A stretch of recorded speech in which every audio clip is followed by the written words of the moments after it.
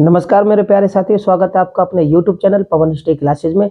साथियों, पिछली वीडियो के माध्यम से हमने मोहम्मद बिन तुगलक जी के बारे में जाना था, उनके अभियानों के बारे में जाना था। उन्होंने किस प्रकार से अपने शासन का विस्तार किया था, यानी साम्राज्य का विस्तार किया था, और उनके बारे में इतिहासकारों ने क्या-क्या जानकारियां हमें दी थी। ठीक है, विद्वानों ने उनके बारे में जाना था, क्योंकि उनसे संबंधित क्वेश्चन पेपरों में पूछा जाता है। ये मोहम्मद बिन तुगलक जी का टॉपिक 2 है। पिछली वीडियो में हमने इनके जो योजनाएं थी उनके बारे में जाना था। उनके बाद में जो योजनाएं उस वीडियो के माध्यम से बच गई थी, वो इस वीडियो के माध्यम से हम पूरा करेंगे और जानेंगे कि इन्होंने किस प्रकार से अपना शासन किया था। इनके आधार पर क्वेश्चन किस प्रकार से आएंगे, शासन के आधार पर। ठीक है, जो क्वेश्चन आएंगे वो हम अपनी आने वाली वीडियो के माध्यम से आपको कराएंगे, लेकिन अभी जो हम इसमें जानकारी देने की कोशिश कर रहे हैं वो ये कि इनके शासन के दौरान ऐसी कौन कौन से महत्वपूर्ण तथ्य हैं, वाक्य हैं, जिनके आधार पर पेपरों में क्वेश्चन बनते हैं। तो मेरे प्यारे साथियों, चैनल नया है, इसे ज्यादा से ज्यादा लाइक, शेयर और सब्सक्राइब करें। जानते हैं मोहम्मद बिन तुगलक। ठीक है, टॉपिक 2। आप पिछली वीडियो को देखने के लिए मैंने डिस्क्रिप्शन बॉक्स में लिंक दिया हुआ है, वहां पर जाकर आप हमारी पिछली वीडियो को देख सकते हैं। ये क्या करते हैं, ये सांकेतिक मुद्रा का प्रचलन करते हैं अपने शासन में। भाई, आखिर इन्हें सांकेतिक मुद्रा का प्रचलन करने की जरूरत क्यों पड़ी? क्योंकि उस समय विश्व में, यानी उस समय का जो विश्व था, विश्व क्या होता है भाई, जब हमें पूरे देशों की जानकारी होती, पृथ्वी पे कितने देश हैं, उसको विश्व बोलते हैं आधुनिक समय में। लेकिन उस समय जितने देशों की जानकारी थी उन्हीं देशों को विश्व बोला जाता था। ठीक है, तो उसमें क्या, चांदी का अभाव हो गया था। अब जब चांदी का अभाव था और कुछ इनकी मोहम्मद बिन तुगलक की योजनाएं कुछ इस प्रकार से थी कि इन्होंने अपने राजकोष से धन बहुत ज्यादा व्यय कर दिया। और जब धन बहुत ज्यादा व्यय होगा तो समस्या उत्पन्न होंगी। भाई, राजकोष खाली हो जाएगा, साम्राज्य किस प्रकार से चलेगा? भाई, सैनिकों को वेतन किस प्रकार से देना पड़ेगा, किसानों को तिब्बकाती या सौंदर्य जो सौंदर्य ये देते थे वो किस प्रकार से देना पड़ेगा। तो होता क्या है, उस समय इन्होंने सांकेतिक मुद्रा का प्रचलन किया। तो समय क्या था सांकेतिक मुद्रा का? 1329 ईस्वी और 1330 ईस्वी में इन्होंने इस सांकेतिक मुद्रा का प्रचलन किया, क्योंकि हमारे कुछ विद्वान इनको कुछ पागलपन का अंश इनके बारे में जानकारी देते, भाई वो इनमें पागलपन का अंश था। और कुछ विद्वान कहते हैं कि इनमें अंतर विरोधियों का मिश्रण था, यानी अच्छाई और बुराई दोनों ही इनमें भरी हुई थी।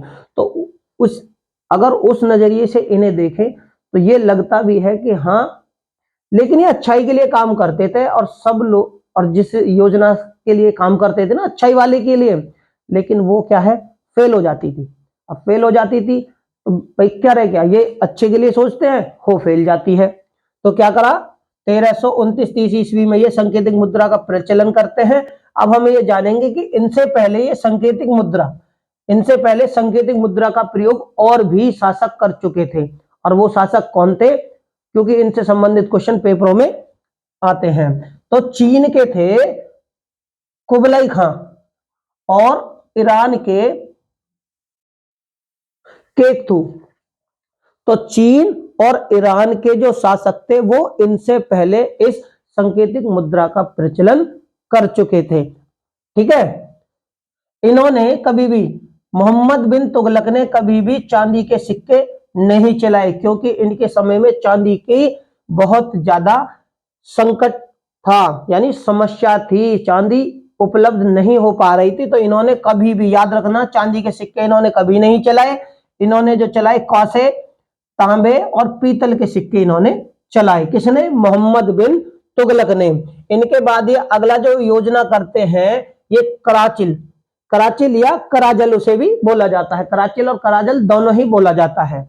ये क्या करते हैं, 1337 और 38 ईस्वी में अपने शासक बनने के बाद, अपने सुल्तान बनने के बाद, अपने समय में क्या करते हैं, ये कराचिल का अभियान करते हैं। लेकिन ये जो कराचिल था ये कुमाऊं की पहाड़ियों में था। अब कुमाऊं की पहाड़ी थी तो ये हिमालय पर्वत में थी, और हिमालय पर्वत में क्या कि वातावरण बहुत ज्यादा ठंडा था, बर्फबारी थी, पहाड़ी ऊंची थी। तो ये सेना लेके तो जाते हैं। इसका नेतृत्व कौन करता है, इसका नेतृत्व करने वाले थे अमीर खुसरो। अमीर खुसरो के अधीन, यानी अमीर खुसरो के मार्गदर्शन के द्वारा ये सेना गई थी। लेकिन वातावरण और ठंड, कुछ सेना ठंड से ही मर गई, कुछ सेना पहाड़ों पर चढ़ते चढ़ते मर गई। कुल मिला के सेना कुमाऊं की तरफ जाते, कराचील की तरफ जाते जाते इनकी सेना नष्ट भ्रष्ट हो जाती है। ये भी इनकी जो इनकी दूरदर्शा है, यानी अदूरदर्शा दर्शाता है कि ये जो अभियान करते थे वो सारे ही बेकार होते थे। तो मेरे प्यारे साथियों, इनके अभियानों को हमने पिछली वीडियो के माध्यम से, और जो बच गए थे वो इस वीडियो के माध्यम से हमने जानकारी दी है। ठीक है, इसके बाद ये क्या करते हैं, विस्तार, साम्राज्य का विस्तार ये किस प्रकार से करते हैं। ये 1337 ईस्वी में जब कराचील के तुरंत बाद में क्या करते हैं, नगरकोट पे आक्रमण करते हैं। नगरकोट के दुर्ग को जीत लिया जाता है, और क्या होता है, नगरकोट इनके साम्राज्य में, यानी कि कांगड़ा इनके साम्राज्य में मिल जाता है। इससे अब इनकी और साम्राज्य का विस्तार हो जाता है। इसके बाद में ये 1338 ईस्वी में कंपलिया, ये कंपलिया को जीतते हैं। ये वो पहले शासक थे जो अपने राज्य विस्तार के लिए नई नई योजनाएं बनाते थे। ठीक है, और थोड़े भाग्य से थोड़े कमजोर भी रहे कि जितनी योजना बनाते थे उतनी ही इनकी विफल हो जाती थी। ये पहले ऐसे सुल्तान थे जिन्होंने राजस्थान में सफलता नहीं मिली। याद रखना, पेपरों में ये क्वेश्चन पूछा जा सकता है कि भाई कौन से सुल्तान को राजस्थान में सफलता नहीं मिली। तो मोहम्मद बिन तुगलक ऐसे सुल्तान हैं जिन्हें राजस्थान में सफलता नहीं मिली। जब ये राजस्थान में जा रहे थे तो अभियान किया था, हमीर देव ने इनकी सेना को हराया था। हमीर देव ने इनकी सेना को हराया था, तो इसलिए कह सकते हैं हम कि इनका जो प्रतिद्वंदी शक्तिशाली शासक था वो उस समय हमीर देव था, जो राजपूताना साम्राज्य में शासन करते थे। इनके समय में, मोहम्मद बिन तुगलक के समय में 34 विद्रोह हुए थे। 34 विद्रोह हुए थे, यानी उत्तर और दक्षिण भारत में। लेकिन केवल दक्षिण भारत में 27 विद्रोह केवल दक्षिण भारत में हुए थे। कितने? 27 विद्रोह। याद रखना, पेपरों में पूछा जा सकता है कि कितने विद्रोह मोहम्मद बिन तुगलक के शासन के दौरान हुए थे, और या फिर क्वेश्चन इस प्रकार से पूछा जा सकता है कि दक्षिण भारत में कितने विद्रोह हुए थे मोहम्मद बिन तुगलक जी के समय में। तो देखो, 34 विद्रोह पूरे साम्राज्य में और 27 विद्रोह केवल दक्षिण भारत में। होता क्या है, 1348 ईस्वी में प्लेग रोग फैलता है इनके शासन के दौरान।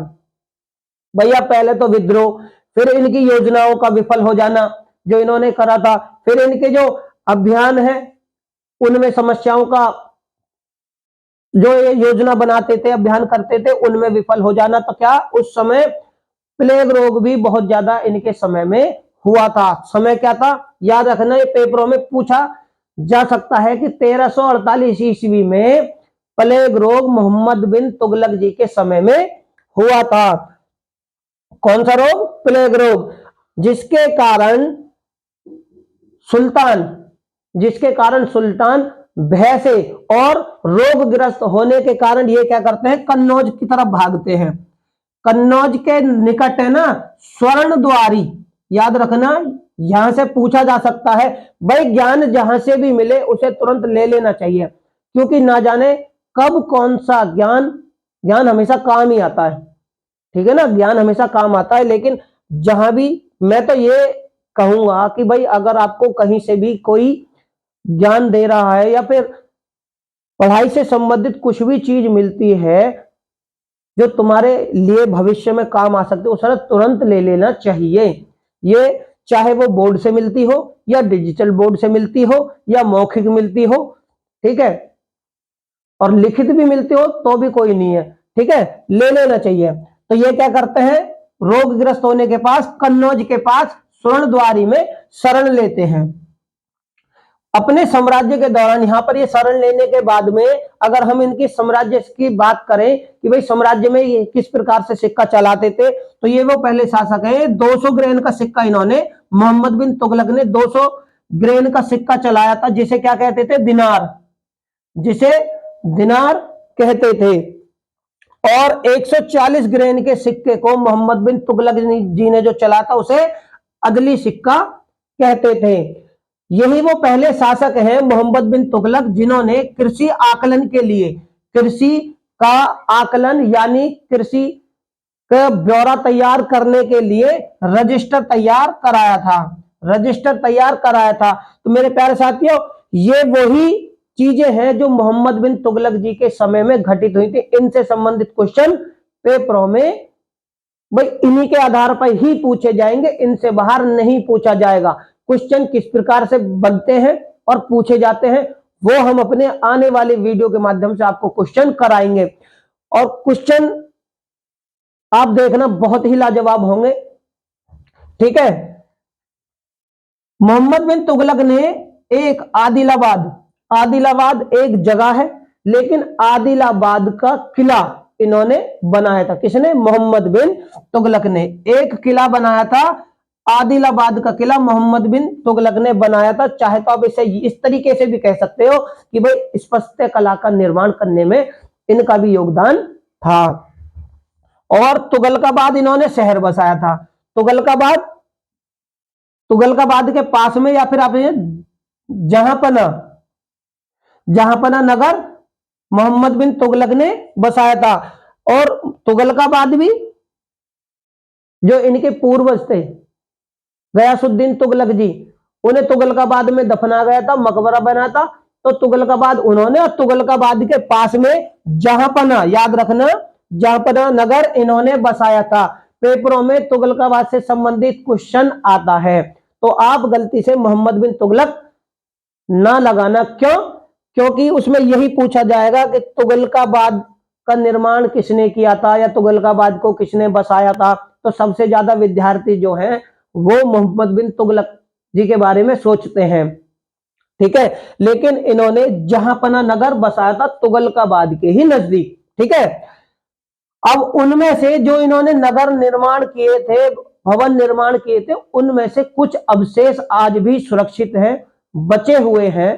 तो आप कह सकते हो कि इनकी रुचि स्थापत्य कला में भी थी। तो इनके जो अवशेष बचे हुए हैं उनमें क्या क्या चीजें बची हुई हैं? तो सतपला बांध और बिजली महल। याद रखना, मोहम्मद बिन तुगलक के अवशेषों में, इसमें अवशेषों में कुछ चीजें बची हुई हैं, जिनमें से प्रमुख चीजें हैं सतपला बांध और बिजली महल आज भी सुरक्षित बचे हुए हैं, ठीक है। इनके अगर हम विद्रोह की बात करें कि इनके शासन के दौरान विद्रोह कौन करता है? इनका प्रथम विद्रोह, इनके शासन के दौरान इनका प्रथम विद्रोह 1327 ईस्वी में इनके मौसेरे भाई, इनके मौसेरे भाई और सागर, सागर का गवर्नर, सागर जगह है, ठीक है, सागर जगह है, उसका गवर्नर था, प्रांत था, उसका गवर्नर था बहाउद्दीन, बहाउद्दीन गुरशप, जिसने सबसे पहले मौसेरे भाई के साथ मिलकर मोहम्मद बिन तुगलक जी के विरुद्ध विद्रोह किया था 1327 ईस्वी में। ये चीजें आप नोट कर लेना। इसके बाद में 1327 और 28 ईस्वी में लाहौर, मुल्तान, सिंध और उच्च के गवर्नर, उच्च के गवर्नर बहराम किस्लू, क्या नाम है? बहराम किस्लू आईवा, बहराम किस्लू आईवा ने विद्रोह किया था। लेकिन क्या है, मोहम्मद तुगलक की सेना ने और इन्हें विद्रोह को दबा दिया था, विद्रोह को दबा दिया। भैया कौन सा विद्रोह दबा दिया? बहराम किस्लू आईवा। मेरे प्यारे साथियों, यहां पर आपने समझने की बहुत ज्यादा जरूरत है। विद्रोह से संबंधित अगर क्वेश्चन आते हैं तो उसमें आपको ये चीज थोड़ा गौर करनी है, समझना है कि कौन सा विद्रोह दबा दिया था और कौन सा विद्रोह नहीं दबा पाए थे। क्वेश्चन इनसे संबंधित भी बन सकते हैं, ठीक है। और बनेंगे कैसे में? वो हम अपने आने वाली वीडियो के माध्यम से जानेंगे। अगर मैं इसी दौरान कह दूं कि बेटा को अभी हम जानकारी देंगे कि मोहम्मद बिन तुगलक के समय कौन से विद्रोह को नहीं दबाया जा सका, क्वेश्चन इस प्रकार से बन सकता है। या फिर मोहम्मद बिन तुगलक के समय कौन से गवर्नर ने विद्रोह किया, भाई बहुत सारे गवर्नर, और उनमें से किस विद्रोह को दबा दिया गया, इस तरीके से भी बन सकते हैं। ठीक है, जानेंगे हम इनके बारे में। तो आयवा ने विद्रोह किया था, लेकिन इस विद्रोह को दबा दिया था। लेकिन यहां पर समझो, लेकिन एक विद्रोह 1335 ईस्वी में हुआ था, जिसका कहां पे, मावर में। मावर में 1335 ईस्वी सन याद कर लेना, मावर में विद्रोह हुआ था, जिसके गवर्नर थे एहसान शाह। ठीक है, एहसान शाह ने इस विद्रोह को किया था। इस विद्रोह को दबाया नहीं गया था, क्योंकि जो चीजें मुझे ये महसूस होते कि हाँ भाई इनसे हो सकता है, भाई इतिहास अपने आप में बड़ा सब्जेक्ट है, और मोहम्मद बिन तुगलक का जो साम्राज्य शासन है वो भी बहुत बड़ा है। क्वेश्चन कहीं से भी पूछ सकते हैं, ये नहीं है कि इनके सन से संबंधित क्वेश्चन, हाँ आते हैं, इनके समय से संबंधित क्वेश्चन आते हैं, केवल मिलान के लिए, मिलान के लिए, क्योंकि वो यही नहीं है, मोहम्मद बिन तुगलक के साथ में और भी सुल्तान होंगे, उनके समय लिखे होंगे, और मिलान के लिए बोल दिया जाएगा कि मिलान कीजिए, सम्मिलित कीजिए। तो भैया समय से संबंधित आते हैं, लेकिन मोटा मोटी और भी इसमें ऐसी बहुत से ऐसे वाक्य हैं जिनसे संबंधित क्वेश्चन पेपरों में आ सकते हैं। तो क्या है, इस विद्रोह को दबाया नहीं जा सका। ठीक है, याद रख लेना कौन सा विद्रोह नहीं दबाया गया, मावर वाला विद्रोह 1335 ईस्वी। 1336 ईस्वी में होता क्या है, दक्षिण भारत में हरिहर और बुक्का, ये भी मोहम्मद बिन तुगलक के समकालीन मानो, क्योंकि एक समय उत्तर भारत दिल्ली सल्तनत पर मोहम्मद बिन तुगलक जी का शासन था। तो हरिहर और बुक्का ने दक्षिण भारत में पहला हिंदू राष्ट्र विजयनगर की स्थापना की। पहला हिंदू राष्ट्र ने, भाई हिंदू राष्ट्र तो था ही, लेकिन मोहम्मद बिन तुगलक के समय हरिहर बुक्का ने एक हिंदू राज्य की स्थापना की थी। इसका नाम था विजयनगर। इसकी स्थापना कब हुई, 1336। भाई यहां से संबंधित क्वेश्चन पेपरों में काफी बार पूछा गया है, और इस सिक्के से संबंधित क्वेश्चन पेपरों में काफी बार पूछा गया है। विद्रोह से संबंधित भी क्वेश्चन पेपरों में पूछा गया, सांकेतिक मुद्रा से भी संबंधित पेपरों में क्वेश्चन पूछा गया है। जहां से भी क्वेश्चन पेपरों में पूछे जाएंगे, मैं आपको उसके बारे में, हम उसके बारे में जानते भी रहेंगे। ठीक है, होता क्या है, इसके बाद में 1338 ईस्वी में बंगाल के गवर्नर, बंगाल के गवर्नर कौन थे, फखरुद्दीन और मुबारक शाह। ठीक है, फखरुद्दीन और मुबारक शाह, और इनके साथ में कौन थे उसी दौरान, गयासुद्दीन। इन्होंने बंगाल में विद्रोह किया था, और विद्रोह करने के बाद में बंगाल को स्वतंत्र करा लिया था। यहां से संबंधित क्वेश्चन पेपरों में इस तरीके से बन सकता है कि मोहम्मद बिन तुगलक के समय बंगाल को स्वतंत्र किसने करा लिया था, ऐसे क्वेश्चन बन सकता है। तो बंगाल को स्वतंत्र इनके सामने किसने कराया था, मोहम्मद बिन तुगलक के समय में, तो फखरुद्दीन, मुबारक शाह और गयासुद्दीन ने बंगाल को स्वतंत्र आजाद करा लिया था। 1339 और 40 ईस्वी में, 1339 और 40 ईस्वी में गुजरात और जाफराबाद का गवर्नर, अब देखो इनके समय में जो विद्रोह हो रहे हैं, हम उनके बारे में जान रहे हैं कि मोहम्मद बिन तुगलक विद्रोह में घिरे हुए थे उस समय, जब ये सुल्तान थे। कभी कहीं पर विद्रोह होते थे तो कभी कहीं पे। किसी विद्रोह को दबाने के बाद में साम्राज्य बचा रहता था, और किसी विद्रोह को नहीं दबाया गया, जब विद्रोह नहीं दबा तो वो साम्राज्य इनके हाथ से निकल जाता था। तो जाफराबाद और गुजरात के गवर्नर कौन थे, ऐनुल मुल्क थे। इन्होंने विद्रोह किया, इन्होंने विद्रोह किया, इस विद्रोह को दबा दिया, यानी गुजरात प्रांत को बचा लिया गया। ठीक है, इसके बाद 1347 ईस्वी में सुल्तान ने क्या करा, अमीर सादा, अमीरों का संगठित समूह, अमीर सादा 100 अमीरों का संगठित समूह, जैसे कि 40 दलों का था ना बलबन और इल्तुतमिश के समय में, इसी प्रकार इनके पास में क्या था, अमीर ए सादा उस समय बोला जाता था। ये 100 अमीरों का एक समूह था। ये सुल्तान ने क्या करा, इनको परेशान करना शुरू कर दिया, यानी कि प्रताड़ित करना शुरू कर दिया। और इस प्रताड़न से यानी इस परेशान होने से इन्होंने क्या करा, हसन गंगू और बहमन शाह, ये 40 जो अमीर सादा थे उनमें किनका नाम था, हसन गंगू और बहमन शाह, ये भी उन 40 में से थे। सॉरी 40 नहीं, 100 अमीरों के समूह में से थे जिनका नाम अमीर सादा से जुड़ा हुआ था। जब मोहम्मद बिन तुगलक ने इन्हें परेशान किया तो हसन गंगू ने और बहमन शाह ने बहमनी राज्य, दक्षिण भारत की तरफ बहमनी राज्य की स्थापना कर दी। यानी विद्रोह के बाद में जो विद्रोह नहीं दबे थे वो विद्रोह मोहम्मद बिन तुगलक जी से समझ लो अलग हुए और एक नए राजवंश की शुरुआत होनी शुरू हो गई। एक तो यहाँ पर विजयनगर इनके साम्राज्य के बाहर निकल गया, अब इनके बहमनी राज्य निकल गया, दूसरा बंगाल भी निकल गया। ठीक है, अब इसमें क्या है, 1341 ईस्वी का समय था। इसमें क्या था, मोहम्मद बिन तुगलक ने अपने विदेशी संबंध सुधारने की कोशिश की। ठीक है, विदेशों से जो संबंध थे उन्हें अच्छा किया था। तो क्या किया था इन्होंने, 1341 ईस्वी में चीन के सम्राट थे तोगान तिमूर, उनका नाम क्या था, तोगान तिमूर ने एक प्रतिनिधि मंडल मोहम्मद बिन तुगलक जी के समय में भेजा था। ये चीज आप याद कर लेना, हो सकता है पेपरों में पूछा जाए। तो भाई मैं क्या कह रहा हूं, कहीं से भी ज्ञान मिल रहा हो उसे ना छोड़ो, लेते ही रहो। ठीक है ना। तो चीन के सम्राट थे तोगान तिमूर, जिन्होंने एक प्रतिनिधि मंडल मोहम्मद बिन तुगलक के पास में भेजा था।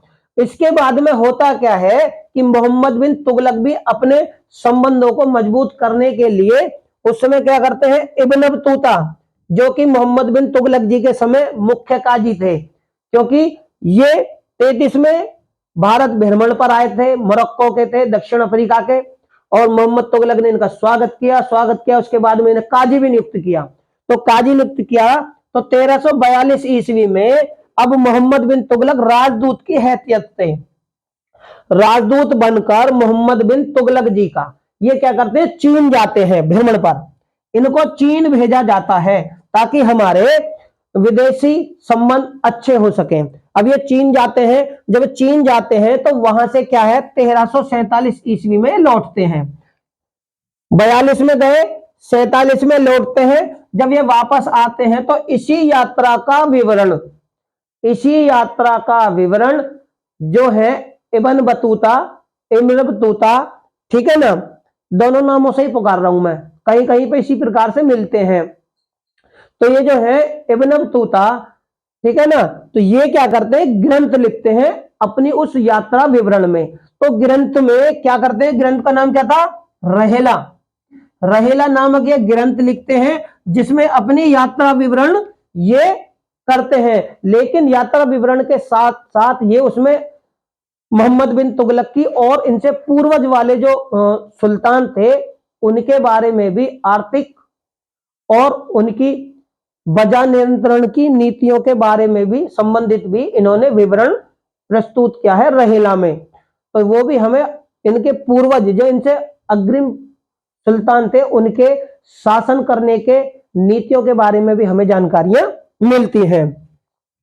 इनके बाद ये क्या करते हैं, इराक के शासक थे मूसा, मोहम्मद बिन तुगलक उनके पास भी एक प्रतिनिधि मंडल भेजता है। हो सकता है कि भाई इन प्रतिनिधि मंडलों से यानी राजदूतों से संबंधित क्वेश्चन आते हैं पेपरों में, तो पूछ लिया जाए। तो इन सभी की जानकारी हमने इस वीडियो के माध्यम से आप लोगों को दी है। तो मेरे प्यारे साथियों, उम्मीद करता हूं आपको मोहम्मद बिन तुगलक जी के शासन से संबंधित अभियान और उनसे संबंधित विद्रोह और उनके शासन के दौरान जो भी महत्वपूर्ण घटनाएं घटित हुई थी उनके बारे में जानकारियां मिली होंगी। तो मेरे प्यारे साथियों, चैनल नया है, इसे ज्यादा से ज्यादा लाइक शेयर सब्सक्राइब करें, बेल आइकन को दबाना बिल्कुल भी ना भूलें। डिस्क्रिप्शन बॉक्स में लिंक दिया हुआ है, वहां पर जाकर आप हमारी सारी वीडियो को देख सकते हैं। इनसे संबंधित क्वेश्चन किस प्रकार से आते हैं वो हम अपने आने वाली वीडियो के माध्यम से आप लोगों तक जरूर पहुंचाएंगे। धन्यवाद।